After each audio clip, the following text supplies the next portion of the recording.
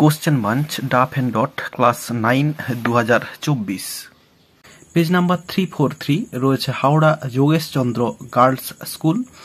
তো এই স্কুলটির যে কোশ্চেন সেটটি রয়েছে তার সিন আনসিন এবং গ্রামার পার্টের সমস্ত সমাধান দেব। তো চলো প্রথমে সেকশন এতে রয়েছে পোয়েট্রি পার্ট থেকে সিন এবং এটি রয়েছে মিল দি মিস্ট আপন দি হিল থেকে। তো প্রথমে রয়েছে complete the following sentences with information from the poem. রয়েছে the mist upon the hill does not foretell, এরপরে ড্যাশ রয়েছে, অ্যান্সারটা হবে এইখানটা অফ স্টর্মস টুমরো, অর্থাৎ এই পাহাড়ের উপরে যে হালকা কুয়াশাটা সেটা হচ্ছে পূর্বাভাস দেয় না যে আগামীকাল ঝড় হবে। এরপর রয়েছে দি poet is has gone down memory lane, এরপরে ড্যাশ রয়েছে, অ্যান্সারটা হবে to the days of youth, অর্থাৎ ছেলেবেলার যে স্মৃতি সেখানে তিনি ফিরে গিয়েছেন। এরপর রয়েছে দি ডে হ্যাজ শাওয়ার্ড, এরপরে ড্যাশ রয়েছে, তো দিনটি ঝরিয়েছে, অ্যান্সারটা হবে ইটস স্টোর অফ সাইলেন্ট সরো, এইখান থেকে ইটস থেকে সরো পর্যন্ত লিখে দিলে অ্যান্সারটা হয়ে যাবে। এরপর রয়েছে দি poet is found her self standing near, এরপরে ড্যাশ রয়েছে, এখানে নিয়ারের পর থেকে হবে দি ওল্ড হল ডোর, কবি নিজেকে দেখেছেন যে তিনি দাঁড়িয়ে আছেন পুরানো যে হল ডোর সেখানে। এরপরে বিয়ের দাগে রয়েছে আনসার দি ফলোইং কোশ্চেন্স, রয়েছে name the poem and the poet, কবির নাম এবং কবিতার নাম বলতে বলা হয়েছে। তো কবিতার নাম হচ্ছে মিল দি মিস্ট আপন দি হিল এবং পোয়েটের নাম হচ্ছে এমিলি জেন ব্রন্ট। তো অ্যান্সারটা লেখা হবে এইভাবে, the name of the poem is mild the mist upon the hill and the poet is Emily Jane Bronte. এরপরে দুইয়ের দাগে রয়েছে what does the poet is watch, কবি কি দেখেন। তো দেখো অ্যান্সারটা লিখে দিয়েছি, on the cloudy evening the poet watches the blue and sweet mists on the horizons mountain chain. এরপরে রয়েছে pick out words from the poem which mean the following. তো এখানে যে দুটো ওয়ার্ড রয়েছে এগুলোর সেম মিনিং অর্থাৎ সিনোনিম পোয়েট্রি থেকে খুঁজে বের করতে হবে। তো প্রথমে রয়েছে জেন্টল, জেন্টল মানে মৃদু, তো এটার জন্য যেটা রয়েছে সেটা হচ্ছে মিল্ড রয়েছে, MILD, মিল্ড কথাটা রয়েছে। এরপরে রয়েছে ইনফেন্ট, ইনফেন্টের জন্য রয়েছে চাইল্ড, CHILD, ইনফেন্ট মানে শিশু, সেক্ষেত্রে চাইল্ড। এরপরে একটি আনসিন রয়েছে, তো ছোট্ট করে একটি আনসিন, তো চলো দেখে নেওয়া যাক প্রথমে মানেটা। রয়েছে one of the most valuable treasures on earth is common salt, অর্থাৎ দামি যে সমস্ত সম্পদগুলো রয়েছে পৃথিবীতে তার মধ্যে এই সাধারণ লবণ একটি দামি সম্পদ। But it can be found almost everywhere, কিন্তু এটিকে প্রায় সমস্ত জায়গাতেই দেখা যায় বা খুঁজে পাওয়া যায়। All boys and girls know that sea water is salty, বলছে সমস্ত ছেলে মেয়েই জানে যে সমুদ্রের যে জল সেটা হচ্ছে লবণাক্ত। It is salty because there is salt in the soil, এটা হচ্ছে লবণাক্ত কারণ মাটিতে লবণ রয়েছে। As rivers cut their way through the soil they dissolve the salt and carry it down to the sea, তাহলে নদী যখন মাটি কেটে তার পথটা এগিয়ে নিয়ে যায় তখন ওই মাটির যে লবণগুলো সেটা হচ্ছে ওই জলে দ্রবীভূত হয়ে যায় এবং সেগুলো বয়ে নিয়ে যায় সমুদ্রে।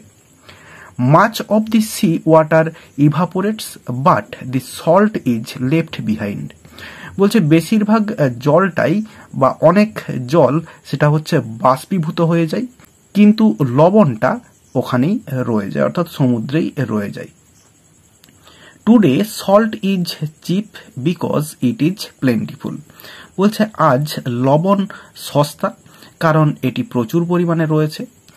মেনি ইয়ার্স এগো, অনেক বছর আগে, however it was expensive, এটা কিন্তু খুব মূল্যবান বা দামি ছিল। In some places it was so valuable that people gave salt when they wished to give someone a splendid present, বলছে কিছু জায়গায় এটা এতটাই দামি ছিল যে মানুষেরা কাউকে যদি সুন্দর উপহার দেওয়ার কথা ভাবতো বা দিত, তাহলে কিন্তু লবণটা উপহার হিসেবে দিতে পারতো বা দিত তারা। তো মানেটা বলে দিলাম, এবার চলো কোশ্চেনের অ্যান্সার গুলো দেখে নেওয়া যাক। প্রথমে রয়েছে টুডে সল্ট ইজ এক্সপেন্সিভ, বলছে আজ লবণটা হচ্ছে খুবই দামি। তো এটা হচ্ছে ফলস হবে। সাপোর্টিং স্টেটমেন্টটা এই লাইনটা হবে, বলছে today salt is cheap because it is plentiful, এটা হচ্ছে সাপোর্টিং স্টেটমেন্ট হয়ে যাবে। এরপর রয়েছে সি ওয়াটার ইজ সল্টি, অর্থাৎ সমুদ্রের যে জল সেটা হচ্ছে লবণাক্ত, এটা হচ্ছে ট্রু হবে। এবং সাপোর্টিং স্টেটমেন্ট এটা হচ্ছে এই লাইনটা হবে, all boys and girls know that sea water is salty, এটা হচ্ছে সাপোর্টিং স্টেটমেন্ট হয়ে যাবে। এরপরে রয়েছে salt a valuable gift at one time, একটা সময়ে এই লবণ ছিল খুব দামি উপহার, এটা হচ্ছে ট্রু হবে। এবং সাপোর্টিং স্টেটমেন্ট এই লাইনটা, in some places it was so valuable that people gave salt when they wished to give someone a splendid present, এটা হচ্ছে সাপোর্টিং স্টেটমেন্ট হয়ে যাবে। এরপরে রয়েছে how would you classify the above text, put a tick. তো এই ওপরের যে টেক্সটটা এটা হচ্ছে কোন ধরনের টেক্সট? অপশানে রয়েছে এ রিপোর্ট রয়েছে, এ স্টোরি রয়েছে, অ্যান এসে রয়েছে, অ্যান আর্টিকেল। তো অ্যান্সারটা হবে অপশন ডি, অ্যান আর্টিকেল।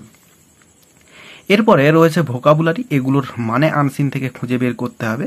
তো প্রথমে রয়েছে কস্টলি, কস্টলির জন্য যেটা রয়েছে সেটা হচ্ছে এক্সপেন্সিভ রয়েছে, এক্সপেন্সিভ, এক্সপেন্সিভ রয়েছে, এই যে এইখানে দেখো রয়েছে এক্সপেন্সিভ কথাটা, মূল্যবান বা দামি।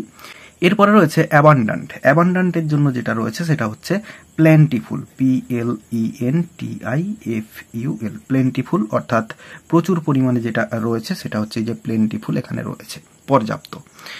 এরপরে রয়েছে গিফট, গিফটের জন্য যেটা রয়েছে সেটা হচ্ছে প্রেজেন্ট, তো প্রেজেন্ট এখানে হবে PRESENT, প্রেজেন্ট। এরপরে সেকশন বিতে গ্রামার অ্যান্ড ভোকাবুলারি রয়েছে, এখানে রয়েছে fill in the blanks with proper forms of verbs in the brackets. রয়েছে a major fire dash out, এখানে রয়েছে ব্রেক, এখানে হবে broke out, BROKE, broke out, অর্থাৎ একটি বড়সড় আগুন লেগে গিয়েছিল in Taltala on Friday afternoon, Friday আফটারনুনে অর্থাৎ বিকেলে। সিভারেল ফায়ার ইঞ্জিনস ড্যাশ, এখানে রয়েছে রাস, তো পাস্ট টেন্সে হচ্ছে হবে rushed, RUSHED, rushed to the spot, ওই জায়গাতে ছুটে গিয়েছিল। To bring the fire under control, অর্থাৎ আগুনটাকে কন্ট্রোলে নিয়ে আসার জন্য। ইট ড্যাশ, এখানে রয়েছে টেক, এখানে হবে টুক হবে, ইট টুক, এটি নিয়েছিল 230 আওয়ার্স, অর্থাৎ 2.5 ঘন্টা নিয়েছিল। টু ড্যাশ, তো এখানে এক্সটিংগুইশ যা রয়েছে ওটাই বসে যাবে, এক্সটিংগুইশ, GUISH। তো টু রয়েছে, ভার্বের প্রেজেন্ট ফর্ম হবে এক্সটিংগুইশ দি ফায়ার প্রপারলি, অর্থাৎ ঠিকঠাকভাবে আগুন নেভাতে প্রায় 2.5 ঘন্টা সময় লেগে গিয়েছিল। এরপর সেকশন বিতে রয়েছে ন্যারেশন চেঞ্জ। প্রথমে রয়েছে Puja's mother said your sister has gone to school. তাহলে এই যে your sister has gone to school এটা রয়েছে অ্যাসার্টিভ সেন্টেন্সে, তাহলে পূজাস মাদার সেড যেরকম রয়েছে সেরকম বসে যাবে পূজাস মাদার সেড। এরপরে অ্যাসার্টিভ সেন্টেন্স থাকার জন্য লিঙ্কার হিসেবে বসবে দ্যাট। এরপরে ইয়োর সিস্টার, তাহলে এখানে তার বোনের কথা বলা হচ্ছে, সেক্ষেত্রে হবে হার সিস্টার, হার সিস্টার। এরপরে হ্যাজ গন রয়েছে প্রেজেন্ট পারফেক্ট টেন্সে রয়েছে, হবে পাস্ট পারফেক্ট টেন্সে, তাহলে হ্যাড গন। এরপরে টু স্কুল, টু স্কুল, তাহলে অ্যান্সারটা হলো Puja's mother said that her sister had gone to school. এরপরে রয়েছে the student says to his teacher I was ill yesterday, তাহলে এটাও রয়েছে অ্যাসার্টিভ সেন্টেন্সে। তাহলে এখানে এই যে সেজ টু রয়েছে এটা হচ্ছে টেলস করে দেবো, সেজের পরে টু রয়েছে, তাহলে দি স্টুডেন্ট, এরপরে সেজ রয়েছে এখানে হবে টেলস। এরপরে হিজ টিচার, TEACHER।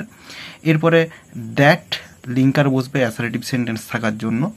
এরপরে রয়েছে এই যে আই বোঝাচ্ছে এই দি স্টুডেন্টকে, তাহলে এখানে হি হবে। এরপরে এই যে ওয়াজ রয়েছে, এটা ওয়াজই বসে যাবে। টেন্স চেঞ্জ হবে না, কারণ হচ্ছে এটা হচ্ছে প্রেজেন্ট টেন্সে রয়েছে এই যে সেজ, তো এর জন্য এ পাশে কোনো টেন্সের চেঞ্জ হবে না, ওয়াজটা ওয়াজই রয়ে যাবে।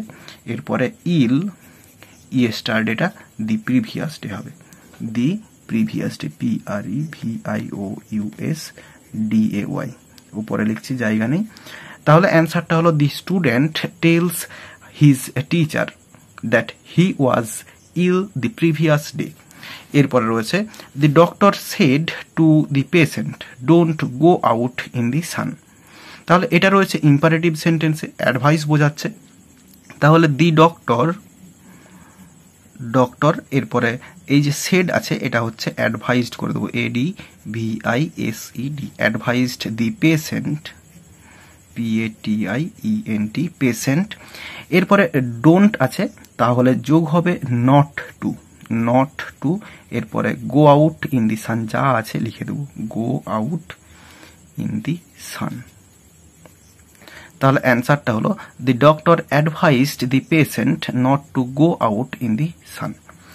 এরপরে রয়েছে Dalia said to me can you lend me a book, এটা হচ্ছে রয়েছে। তাহলে দেখো ইন্টারোগেটিভ সেন্টেন্সে রয়েছে, তাহলে এই যে ডালিয়া সেড রয়েছে এটা হচ্ছে ডালিয়া আক্সড হয়ে যাবে, ASKED, আক্সড।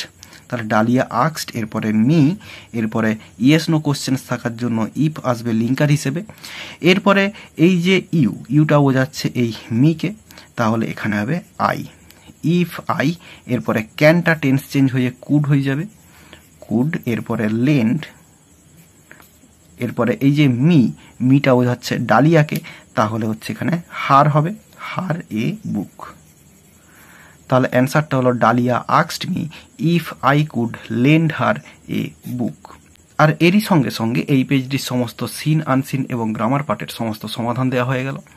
আশা করি বোঝাতে পারলাম। ভিডিওটি ভালো লেগে থাকলে একটি লাইক করো এবং বন্ধুদের মধ্যে শেয়ার করো, এবং আমার এই চ্যানেলটি নতুন হলে চ্যানেলটি সাবস্ক্রাইব করে পাশে থাকা বেল আইকনটি প্রেস করো পরের ভিডিওগুলি সবার আগে পাওয়ার জন্য। এই ভিডিওতে এতটাই দেখাবে, নেক্সট ভিডিওতে ভালো থাকো সবাই, ধন্যবাদ।